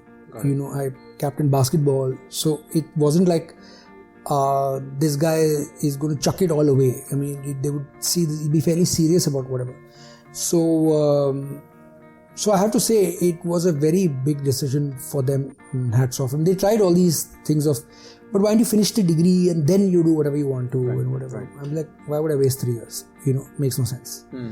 And even though to give absolute due credit, even though he couldn't afford it at that time, my dad insisted that, okay, you whatever education you want is not a problem. You figure out which is the best place in the world to go to, and I'll send you there. I was like, but you can't afford it right now, So, and he's saying, shut up, that's none of your business, but this is your long rope, because the education is everything. The receipt I want for it, he always had this thing about a degree. Yep. So I said, photography, I don't really need a degree. I can assist people, I can learn, etc. He said, no. I want a degree to make myself happy. The degree is my receipt for the money I'm spending. Very interesting. Okay, so you give me my receipt. I don't care what you do with this. Let's just say that as a parent, I've done my best to equip you for whatever. So it was a great line. He said, look, this is your long rope. Now you come up with it or you hang yourself, is up to you. Okay, but I'm giving you that long rope. And after I've taken care of your education, your sister's education, etc., your mother and I will studiously spend your inheritance. Which I thought was a very cool thing, and I have that's one of the few lines I have brutally used with my kids. Kya padna hai batao? Okay, you get that one shot of the title. After that, good luck, buddy. And if you need me to make phone calls, I'm more than happy to make them. Need me to stand guarantor for something, I'm happy to do that. But it's you go on your journey now. Got it. And then that safety net right now, which is right under your ass, for my kids, I will move that now 30 feet below, and then further below, and then take it away. I guess passion versus pragmatism calls are not easy. Very often we end up swinging to the extremes. One extreme is climbing a mountain but there's no money. And the other extreme is we make a lot of money but we end up selling our souls. I guess the key is, how do we find a middle path so that we don't swing to the extremes when we are confronted with this fork in the road? If this is of interest, you might like the playlist Pursuing Your Passion in the curated playlist section at playtopotential.com. If you're finding the podcast purposeful, do take a moment to rate and review on Apple Podcasts or wherever else you consume this content. It will help other listeners discover this content and also enable us to get good quality guests who often look at these metrics to choose where they spend their time. Now, let's get back to the conversation with Atul Khatri.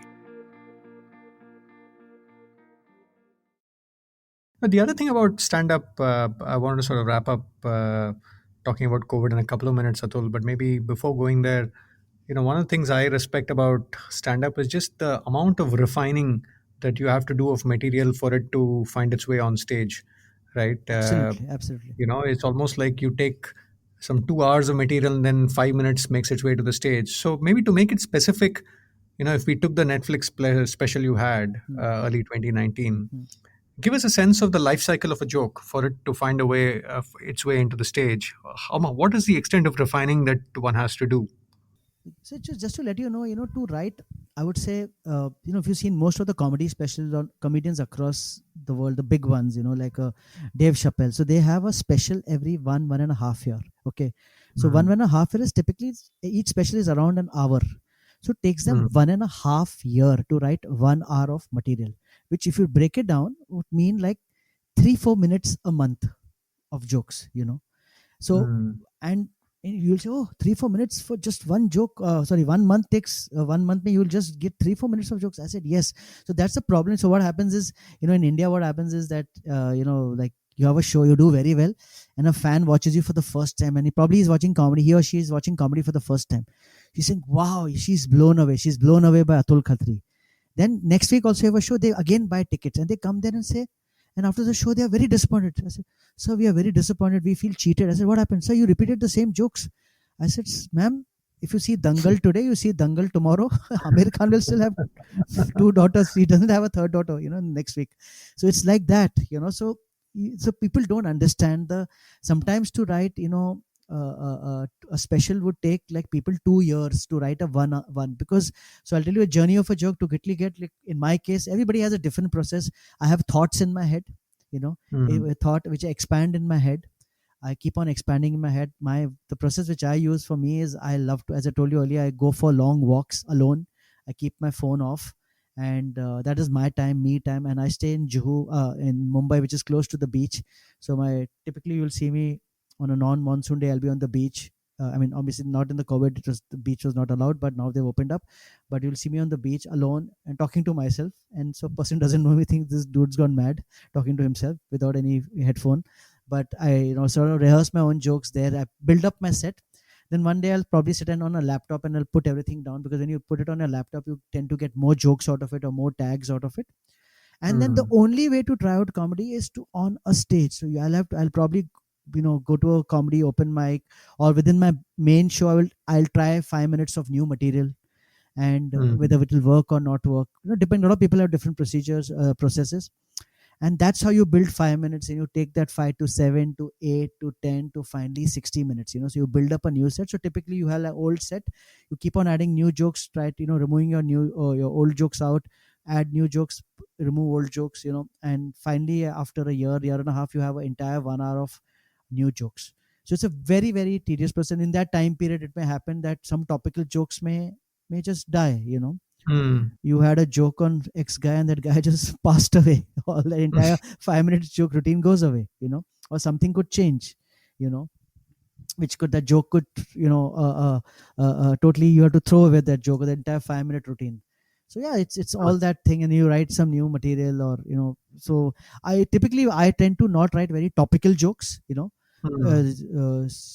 you have a topical thing, so if you have to write about, I don't know, about anything like demonetization, the shelf life becomes limited, right? Yeah. So it's maximum, like people will remember it for like 4-5 months, even though it's a hot topic. People will remember 5. After that, people themselves say, please move on here. We've moved on, you moved on. Like in the COVID, now I'm sure when I go up on stage, I have not written one COVID joke. First of all, a lot of jokes are already there, and I don't know, because I think once you get out, you don't want to hear COVID. I think you're sick and tired of COVID. You've heard all the jokes. It's not a positive experience that you want to hear about it again. So I think, yeah. So topicality I try to avoid. I always compare people like the old Anand Bakshi lyrics or Kishore Kumar songs. Even today they sound so good because they were so well written. So I tell all comedians, write your every joke should be like an Anand Bakshi lyric, or a Kishore Kumar, like a song with some other, good, like, whoever the other good lyricists were, Gulzar or Javed Akhtar or whatever. Write your songs write your material so that after 10 years also people should listen to it, laugh at that joke. And it should not get topical, it should still be fresh, it should still be maybe relevant or not relevant, it should still be funny. That's a great insight. And maybe that's a good segue, Atul, to talk about the current times we are in, COVID-19. and your industry especially has been, among many others, quite severely affected. How are you grappling with what's going on? So first of all, to be honest, I'm grappling pretty well. The thing is that I don't know. Maybe it was the, like I know a lot of comedians who I've been talking to in this pandemic, and some of them are not doing anything because generally this is a time people are not getting any new thoughts about comedy because it's people are going through anxious times, and it's okay to be anxious at this time because the entire world is going through this. So I don't think any comedian has churned out a new 1 hour of material in the 3 months sitting at home because the thought process is not coming. So and I think so the reason I'm doing it because I have two kids now grown up, where one is in the college in the UK, so I have to pay her bills. So there was a survival for me to sort of do something. And actually 13th March to 13th April I had a tour of my new show Daddy Cool, which I just mentioned. It was a 18 city tour in the US and Canada. So I reached Toronto on 10th of March with the assurance by Mr. Donald Trump, who said, it's just a flu, it will go away in 5 days. I reached on 10th March and the entire, in front of my eyes, the entire world collapsed. Tom Hanks got the virus. The president, Prime Minister of Canada, his wife got the virus, and the countries was just shutting down, in front of my eyes. And I knew my entire 1 month tour got cancelled. I mean, I postponed it. I myself cancelled / postponed it. And I took the first flight on 14th March. I was back in India, and I knew that I was going to be sitting at home for a long time because you always initially when the pandemic started, I always tell people you had this Wuhan's case, which is 76 days they killed the virus. The virus went away and they sort of again it came back there, but 76 days. So we knew at least for 76 days to 90 days. And I know in a country like India, which is obviously we are not a first world country, we would, if this pandemic came to India, we would have a long haul.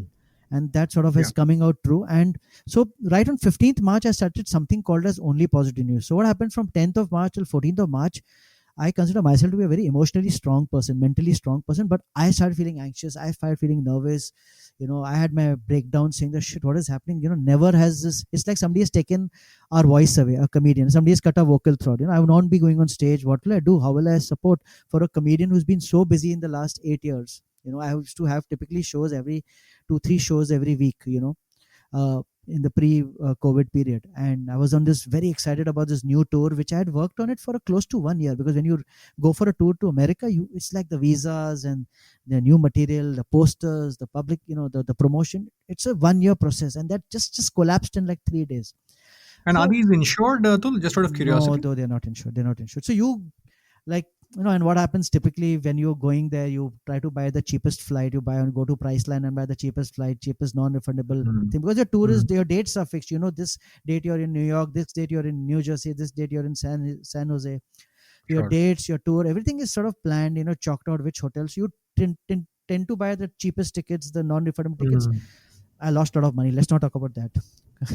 So forget the money part, but more it was now the emotional part of. And I started searching the news for, I said, let me find some positive news. And there was nothing. So I said, no, I should find some positive news and start this series called Only Positive News. So I came back on India on 14th March. 15th March, I did my first video, 6-7 minutes. And there was some stupid positive stories like a leopard in Bihar has given birth to 2 baby cubs. I said, it's a positive story. Let's put that. So I started doing this on my social media, and it became a big hit where people really enjoying it, because just like me, there were a lot of other people out there going through the same kind of emotions, feeling, open the TV, get a WhatsApp, open the newspaper, everything is so many there. This is closing down. This is going to happen. This business shutting down. This is happening. This airline shut down. This company shut down. And you're going to lose your job, you're going to this is going to happen. And it all happened also. So it was right for them to get anxious. So I said, let me come out with this only. So since then, I have been doing this Only Positive News. I think just day for yesterday was my 81st episode of Only Positive. I started with the daily. Then I made it like thrice a week I do it. So I now do it at least thrice a week I do it. Or twice or thrice a week. So I did like 81 episodes of this. And that really... People can find it on my social media, on my Instagram, on Facebook, on my YouTube. I even posted on my LinkedIn profile. I posted everywhere. Wherever I am there on social media, I put a link to it so people can go and watch it. It's just telling positive news from around the world. And I was enjoying it because, first of all, it gave me a routine to myself. I knew for the next, I want to do it. So previous night I sit and research. I go through CNN and go through Al Jazeera. I go through some of the Indian TV channels. Then I, next morning newspaper I read, I scan through it, collate the news, sort of put a structure to it. And then I learned editing because of that, because when you put out a video, it has to be edited well. So I learned editing. I never knew editing before, so thanks to that I learned a new skill called how to edit your own videos. I downloaded an editing software. It took me 3-4 days to understand it, learn it, and now I've become fairly expert on it. So I learned editing, so I churn out the video, I put it out. And I mean, I used to, now the viewership has slightly fallen because the people have got used to it, but initially I used to get viewership every day of like close to 1.5 lakh viewers, across. Wow. And people, I got so many new fans, followers. People are saying that this keeps me awake, this keeps me alive, because I'm here, my wife is somewhere else, I'm there. The only positive thing is your only positive news, so. And please don't stop it. Do it after the pandemic also. Keep it as a lifelong series.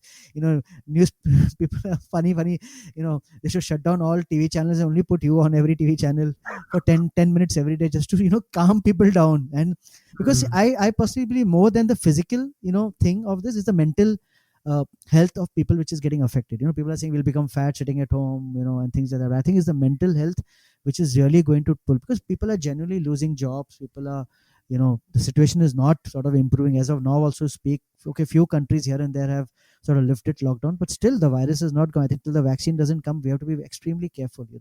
Plus also I started making money out of it. I got sponsorship out of it. Plus out of this, I started doing my shows on Zoom. I started doing my live shows on Zoom. In fact, tonight we are on 10th July today. I don't know. Can I say this? Yeah. Yeah, please. Yeah, so today, 10 July, I have a show today. I have like 125 tickets I've sold today. So we have a show at 10. So I started this 10 p.m. adults only, no children allowed show. The reason I did it because, anyway, children don't understand comedy. So I try to make it sounded very, it's like, I don't know, sharing my bedroom secrets with them, but it's a regular comedy show. And I've done like close to like 10 of these public ticketed shows where I've sold tickets. I've done a lot of corporate shows. So thanks to, because I had my experience of corporate, I've done corporate shows, I've done a lot of private party, I've done you'll be surprised, people are celebrating their 40th birthday party, their 50th birthday party, their 25th anniversary on Zoom. And people are really enjoying it. People are looking forward to come and laugh for that 1 hour, So I've made money out of them, and I would say I've not made great money, but I've made decent money to sort of survive this pandemic and keep my 2 daughters and wife happy. And from a performer's perspective, how is it, in what ways is it different performing on Zoom versus performing it's very different. So initially when I started doing Zoom show, it was like actually honestly going back to 2012 doing my open mic. Because it's technology, there's technology, there could be internet issues, there could be, people them, because as a performer, you want their mics and videos to be on because you want to hear laughter, Correct. But some people are not comfortable starting their mics and their videos, whatever. So I beg people, at least give me like a 25 out of 100 tickets, at least 25, 30 people should have their mics and videos on, which typically happens. And then you could have somebody, eating food and talking to, "Arey, mera do roti lao," and that entire voice gets carried. Somebody burping on the loudly on his mic. So all those things which you have, that you remove jokes out of those also. Those are the challenges, but I think I'm quite happy that I got into it fast into it. So I think I had my first show, I think at the end of March only I had my first show, I think 1st April. So within like 15 days I had my first show to sort of understand how it is, because going ahead, and that has also helped me because it has got me a lot of newer audience also, because earlier you had one fan, "Sir, I'm staying in Jabalpur, when will you come to Jabalpur?" I said, "Dude, I'm not going to come to Jabalpur to perform for you. If it's a big show, I'll come for it." But now that guy in Jabalpur can watch my show on Zoom, forget people I've got fans from Argentina, Australia, from some West Indies islands, obviously Indians who have so that has opened up. It's just opened up, and I think just like how work from home is sort of becoming the new norm, I'm sure it. So the experience is, I would say, 60% of performing on live, because nothing can replace a live audience, the laughter, the experience. It's a 4-dimensional experience. This is still, I would say, 2-dimensional, and I think that cannot never replace it. And I'm sure, I'm very, very again positive that this pandemic will get over soon, or we'll find a cure for it or work around, and we'll be back on stage soon. But we'll come very late, because first they'll have to open up Bollywood, malls, much bigger industry which got affected because of this. They have to keep them happy. We are anyway a much smaller community, and also the government doesn't like us very much. So they will say, "You bloody open last." So Atul, this has been a wonderful conversation. I'm mindful of time as well. We could keep going, but maybe just as we wrap up, as I said, this is first in a series called The Next Mountain, where I talk to people who've climbed to a meaningful place in one career and have had the courage to pursue another career. So as we wrap up, what would you say to people that are looking for the next orbit in their journeys? What would your advice be? Before I start that, this is the second reference you made about mountain and climbing, and actually I'm a Capricorn, and the Capricorn, the sign is a mountain goat, so wow. I think, so thanks for that. Yeah. So the mountain goat reference is good. But I think first of all, one thing which sort of drove me from leaving my well-cushioned CEO job, I should get salary on the 2nd of the month, whether you bloody do your job or don't do your job, to now a freelancer where my money comes if I have a show. I don't have money, I don't have a show. This one thing which sort of really drove me, because I was clear that I don't want to at that tipping point when I was 44 when I started doing that, I didn't want to, when I'm 55 or 60 and said, no, now it's too late. Yeah, I wish I could have done that. That used to really bother. I said, I don't want to at 60 talk to myself and slap myself that why didn't you try this at least? I should at least give it a try. Didn't work out, no problem. Failure happens.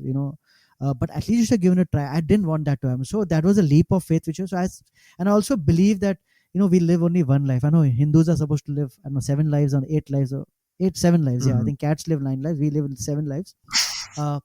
We'll try it next time. That next time will never come. I'm saying that if you have a passion, follow it. And yes, you have to obviously work around it. I'm not saying drop your job tomorrow and become a drummer in an old school band or something, or go open a shack and go out, do whatever you want. Don't do all that. Obviously, weigh the pros and cons. See whether you are comfortable with your money, because you have to finally pay your electricity bills, which right now are coming very, very high, even though pandemic is going on.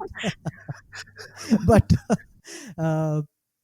you have to pay your bills. So once you have that kind of a thing, I'm saying please follow your passion, because one thing, I'll tell you this is, and when I reflect back, even in my job, I should tell all my employees every morning when I should have a meeting, I said, did you wake up in the morning and said, yes, I've got to go to work? Or is it like, damn, I got to go to work?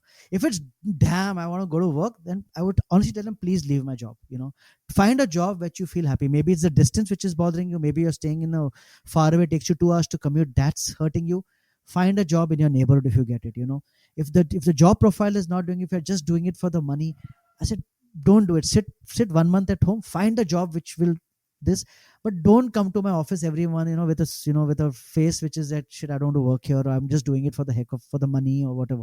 I used to always tell my people, and I used to tell them, I'll help you find a job which so I think it's do what you love, because once you put your 100% to it, it's very so simple. Once you start enjoying it, you will do it, and you will 100% succeed. There is no, it will take time, the hurdles will come, but you will definitely you will succeed. So I think that's really, I would tell people that just go and do it, follow your passion. Yeah. Atul, pleasure talking to you on the podcast. Thank you so much for your time.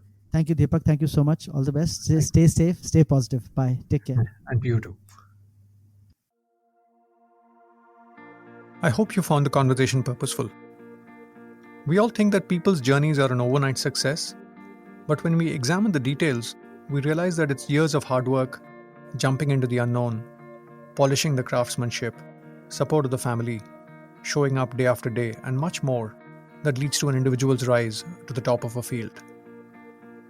I specifically loved the points Atul makes in terms of how he strived to stay relevant in these times. 3 things stood out for me. First, I guess there's a lot of negativity around us. At some level, we all need to take ownership of looking for positivity amidst the doom and gloom amongst us. And that's not happening by default. If we left it to natural forces, I think it's a free fall. Second, I think it's just a notion of showing up every day. This is one thing they speak about in entrepreneurship or in leadership. You just need to show up day after day after day. On the 10th of March, Atul says that he was in Toronto and saw the world crumble in front of him and headed back home. 5 days later, which is 15th of March, he started only positive news, and he's been at it since. Thirdly, we all need to adapt and learn new skills and experiment our way into the future. I love what Atul says about trying something new, learning editing skills, and putting himself out there. Slowly, that's opened up the opportunity to perform on Zoom and other opportunities.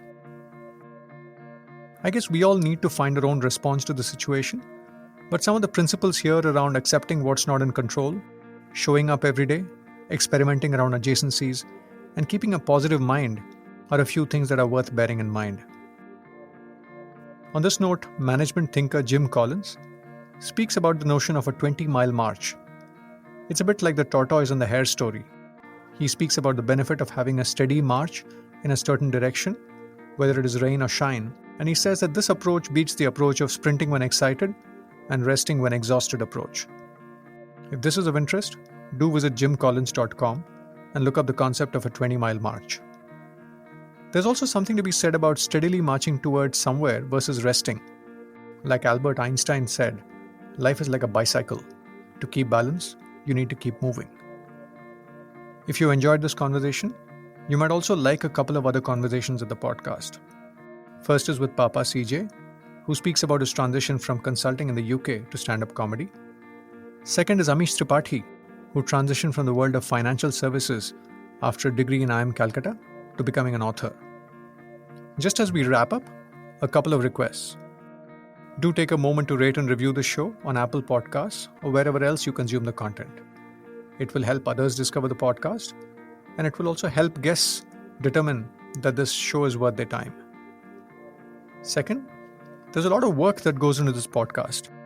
Figuring out who to talk to, getting access to them, researching for the conversation, recording it, and the post-production edits.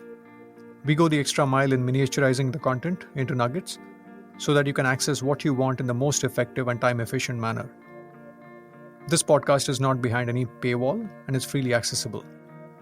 The only request I make is if you're deriving value from it, consider paying it forward to Antarang Foundation, a not-for-profit that works with kids from challenging backgrounds and helps them play to their unique potential. You can know more at the Pay It Forward section at playtopotential.com. The next guest of the podcast is Whitney Johnson, the author of Disrupt Yourself. She's worked closely with the late Clay Christensen and used some of his thinking around disruptive innovation and applied that to our careers. Finally, to know more about my advisory work, you could visit playtopotential.com and go to the section about the host. Bye now, and stay safe and healthy.